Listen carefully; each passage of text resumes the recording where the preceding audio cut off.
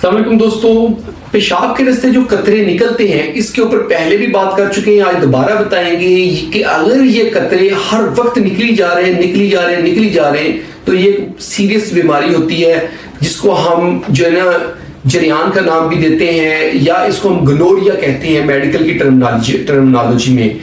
उसमें होता ये है कि जब पेशाब की हाजत होती है तो निकलता कुछ नहीं, 2-3 पीप के कतरे निकल जाते। और इसके अलावा जब कोई ट्राउजर या शलवार या पैजामा उतारता है तो उसके ऊपर बहुत सारे कतरे लगे होते हैं, सफेद कलर के निशानात लगे होते हैं और ये कंटिन्यूस निकली जा रहे होते हैं। इसके साथ कोई ब्रेन में कोई स्टिमुलस नहीं होता, कोई पेशाब की हाजत नहीं होती और इसकी 90% जो वजह होती है वो इन्फेक्शन होती है। और ये वो इन्फेक्शन होती है जो जिनसी बेहरारवी की वजह से लगती है और इसको हम गनोरिया का नाम देते हैं। समटाइम ट्रिकोमिनाज में भी ये इन्फेक्शन होती है लेकिन उसमें थोड़े कतरे निकलते हैं। ये डिजीज जो होती है इसके लिए जो हमने ट्रीटमेंट देना होता है और उसमें हमने मल्टीपल एंटीबायोटिक्स के रिजिम देने होते हैं। उसमें सेफ्ट्राइक्सोन भी हम देते हैं इंट्रामस्कुलर, इसमें हम डॉक्सीसाइक्लिन देते हैं, इसमें हम कीनोलॉन्स देते हैं और इसके साथ साथ हम एजिथ्रोमाइसिन इसमें देते हैं। ये वाली मेडिसिन हम इसमें देते हैं तो इम्प्रूवमेंट आ जाती है।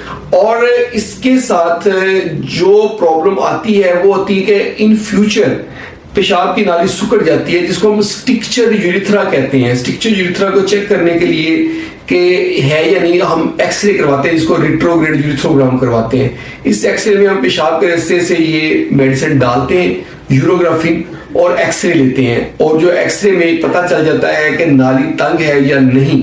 और जब ये कतरे निकल रहे होते हैं तो इसके लिए हम स्वैब टेस्ट करते हैं या कल्चर टेस्ट करते हैं तो उसमें हमें जो है ना डिप्लोकोकाई नजर आ रहे होते हैं, यानी कि जो बैक्टीरिया है वो 2 बैक्टीरिया इकट्ठे जुड़े हुए, ऐसे 2 गोल गोल बैक्टीरिया कोकाई इसको हम कहते हैं, गोल होते हैं बैक्टीरिया वो वाले जो इसमें नजर आते हैं वो नजर आ रहे होते हैं। तो ये कंफर्म होता है कि ये गनोरियल इन्फेक्शन है। ट्रैकोमेनाज में थोड़ा सा डिफरेंट पिक्चर्स होती है।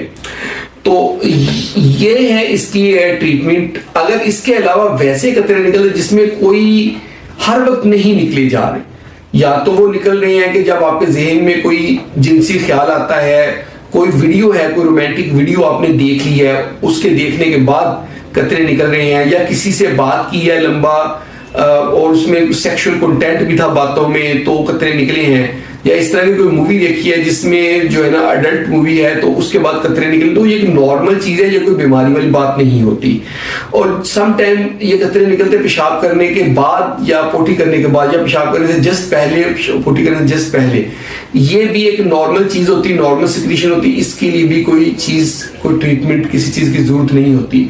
कुछ लोगों को हम मेडिसिन देते हैं उसमें जो है ना मस्कुलिनिक रिसेप्टर एंटागोनिस्ट शामिल है, उससे एक्सक्रीशंस कम हो जाती हैं, जैसे सोलिफिनासिन वगैरह, टॉल्टेरेडिन, ये वाली मेडिसिन जब हम देते हैं तो उससे कुछ इंप्रूवमेंट आ जाती है।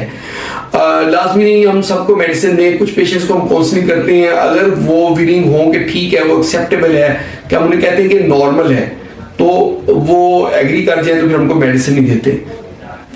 और पेशाब के बाद जो कतरे निकलते हैं उनके लिए यही करना होता है कि पेशाब करने के बाद नाली को 3 दफा खाली करना होता है ताकि जो अंदर सिक्रीशन है सारी और यूरिन अगर कुछ थोड़ा बहुत रह गया वो सारा निकल जाए। ये वाली ट्रीटमेंट हम कतरे करते हैं कि अगर पेशाब के रास्ते से कतरे निकल रहे हैं।